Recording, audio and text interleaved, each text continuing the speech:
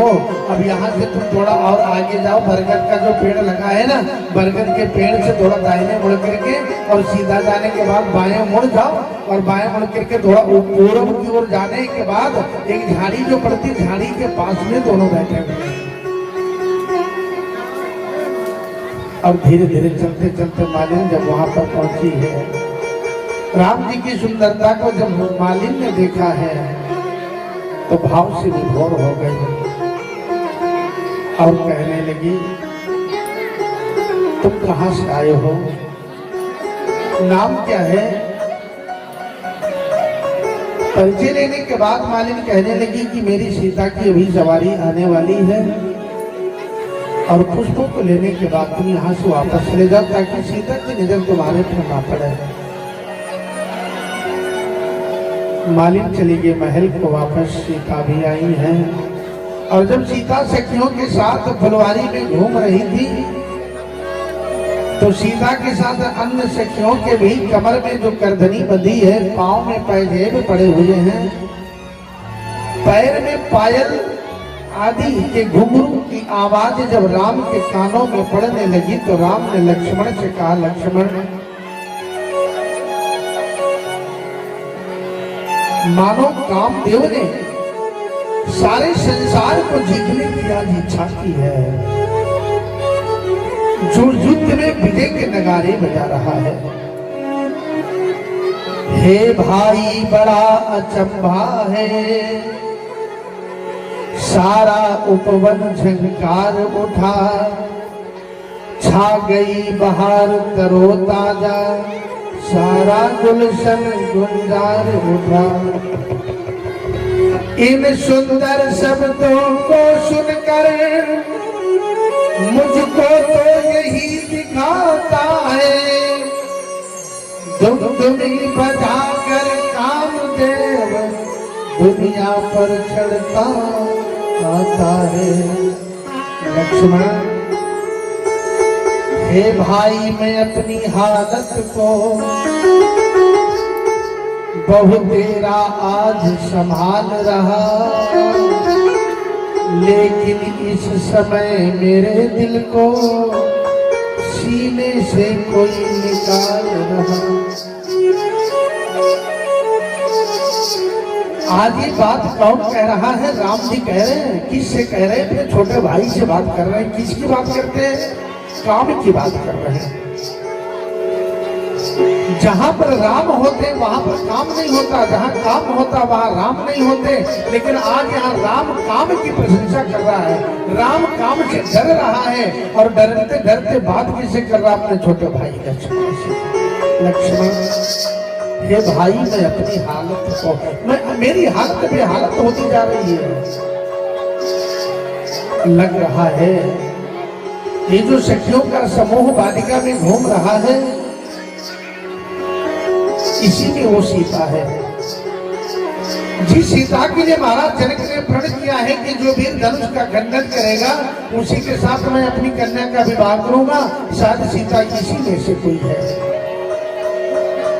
लेकिन लक्ष्मण आखिर हमें हुआ क्या है? हम तो क्षत्रिय हैं, और क्षत्रिय होने के साथ फिर हम दूसरी कन्या को इस प्रकार कहें, ये शोभा तो नहीं देता। क्षत्रिय तनु धरि समर सकाना, कुल कलंक जय पावरयाना। अरे हम क्षत्रिय अपने को क्यों भूल जाते हैं? मंगल लहाय न जन कहनाही, गलत बात है लक्ष्मण। लक्ष्मण जी भी सुन रहे हैं लेकिन कुछ कह नहीं पा रहे, क्योंकि भैया बोल रहे हैं। हालांकि उन सखियों में उर्मिला माँ भी आई है, जो उर्मिला माँ लक्ष्मण से विवाह होना है। लेकिन इधर लक्ष्मण छोटे भाई हैं तो उर्मिला भी सीता की छोटी बहन है। यहाँ मर्यादा कितनी छिपी हुई है। जब सखी गई और पुष्प लेते हुए दोनों राजकुमारों को देखा है, वापस सीता के पास आई और पूछा सीता ने, क्या हुआ बहन? वो सखी कहने लगी है, राजकुमार वाटिका में आए हैं। हालांकि मेरी आंखों ने देखा है, लेकिन आंखों के पास शब्द नहीं है कि मैं किस प्रकार से वर्णन करूं। वर्णन करने के लिए मुख है, लेकिन मुख ने देखा नहीं है, क्या वर्णन करूं। लेकिन इतना जरूर कहूंगी कि वो है बड़े सुंदर। सीता ने मन में विचार किया, चलो हम भी देखते हैं। सीता भी गई है, देखा, और सीता ने मन में विचार किया कि यदि इनके हाथों से धनुष टूटता तो मेरा विवाह इन्हीं के साथ होता तो बड़ा सुंदर होता। लेकिन एक तरफ विचार किया सीता माँ ने, दूसरी तरफ फिर एक दृश्य को सीता ने देखा। दृश्य क्या देखा? राम के मस्तक पर पसीने की बूंदें सब चमक रही हैं।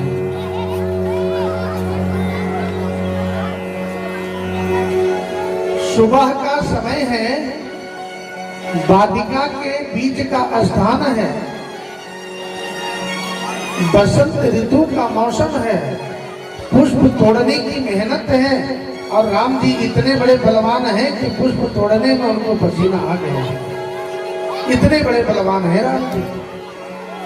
सीता माँ ने देखा, वाह क्या बात है भाई, बहुत बड़े बलशाली दिख रहे हो। बाग के अंदर सुबह सुबह फूल तोड़ने में जब तुमको पसीना पसीना आ गया तो तुम क्या खाक धनुष तोड़ पाओगे? धन तुमसे नहीं टूटेगा।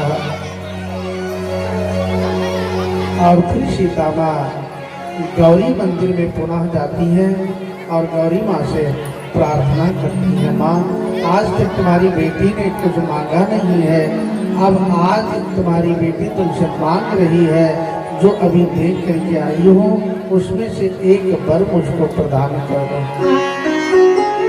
यहाँ मानस में 7 चौपाइयों से सीता माँ ने गिरिजा माँ की प्रार्थना की है। आइए हम सभी लोग इस प्रार्थना को चौपाइयों के माध्यम से गुनगुनाते हैं, पढ़ते हैं।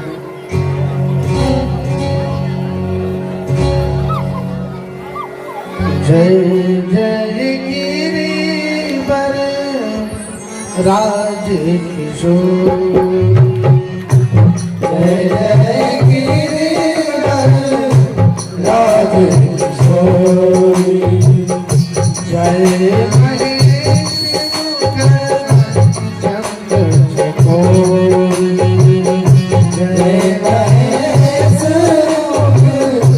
चंद्र चकोर, जय गज बदन सदानंद माता, जय गज बदन सदानंद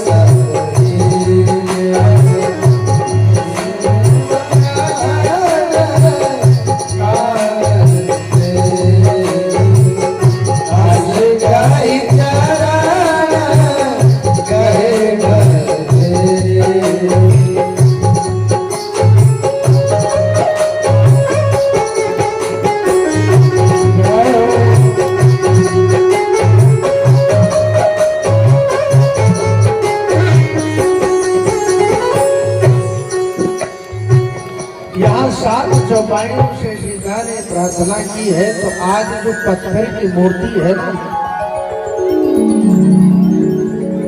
ये पत्थर की मूर्ति आज हंसने लगी।